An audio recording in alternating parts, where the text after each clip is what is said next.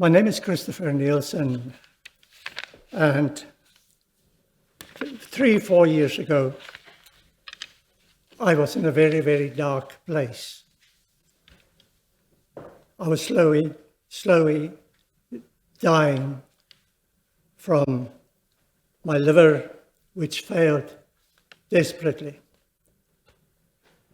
And no matter all the treatment they tried to give to me, didn't work. And I was put on the list for a transplant. My quality of life was extremely poor. As I grew increasingly weak, my cognition was severely affected as I failed to recognize my friends, my family, and needed frequent hospital admissions.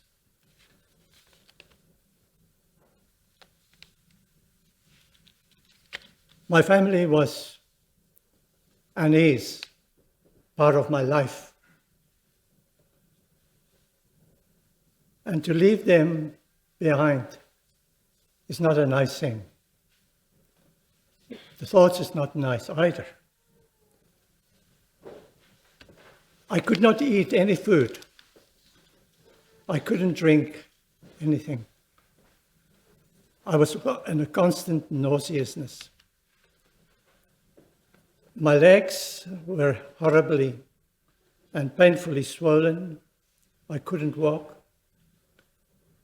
And despite extreme tiredness, I lay awake at night, confused, with severe cramps. Life wasn't wonderful.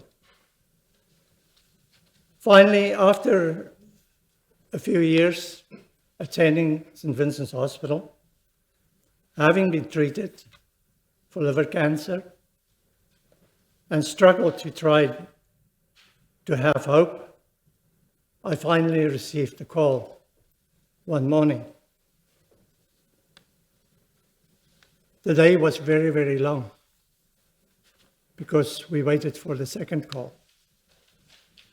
And during that period, I prayed, because in my mind, as a Christian, I thought about the operation. I thought about the person who have to lose his life for me. It was hard. I tried to hide it, but it was even harder for my family. Sorry, I kept it. I've been a doctor for many, many years. I dealt with severe cases of trauma. I've seen people die. I see their families. I see the hurt. In one room, you could save a life. And the room next door, you couldn't save a life because there was no donor. And that's hard. Very, very hard. And it's sad. And that sadness overcome me while we were driving to the hospital. Because in my mind, I was thinking about my donor. I hope that he wasn't in pain. I think about his family. Now, I say his. I don't know if my donor was a he or a she. But I was thinking about them as well. The heartache, the big decisions that they have to go through. I was quiet, maybe not that quiet. Amanda was driving the car.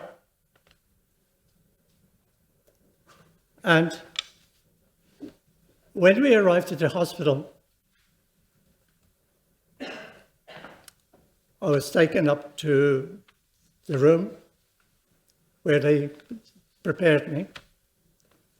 Amanda was told to go home because she couldn't stay any longer.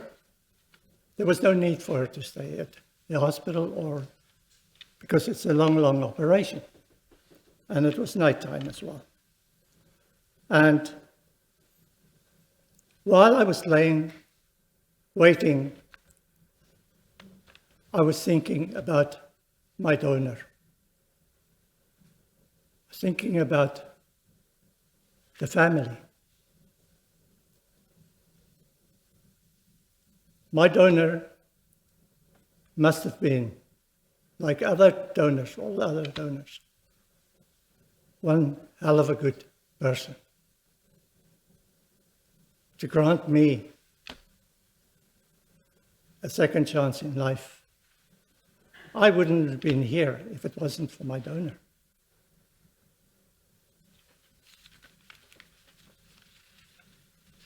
The operation went well,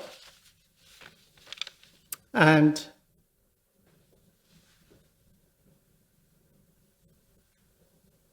I could only thank God for being awake. It's like a second new life. I was reborn. People ask me, how did you feel after the operation? Now, my honest words is, I felt better than the day I was born. And to the donor families, thank you for taking that gracious decision. It's hard. It's very, very hard for them. But we do need donors. We need people to open their hearts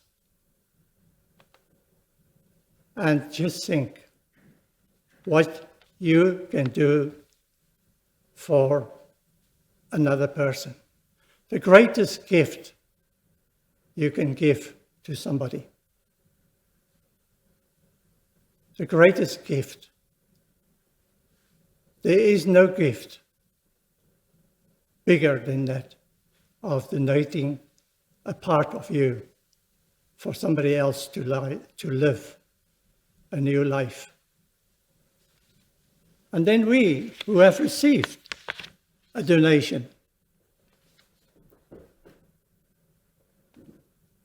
we have to be very, very careful in what we have received and look after that part the best as we can. I pray for my donor every day. I pray for his family every day. I could never forget it.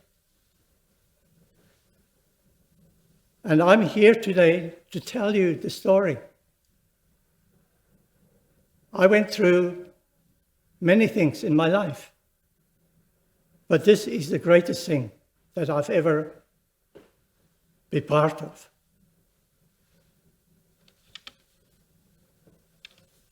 I believe that the people in Ireland, everybody knows somebody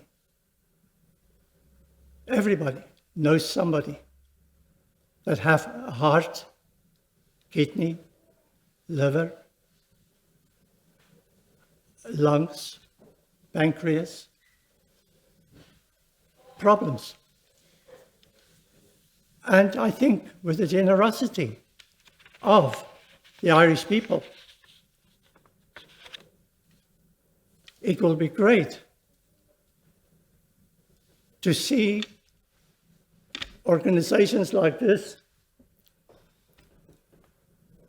asking, put it up front, that we need more donors. And I pray for that. And I hope that the people of Ireland will open their hearts because that is what we need to save people's lives. And if we can do that, the world will be a much better place. Thank you very much.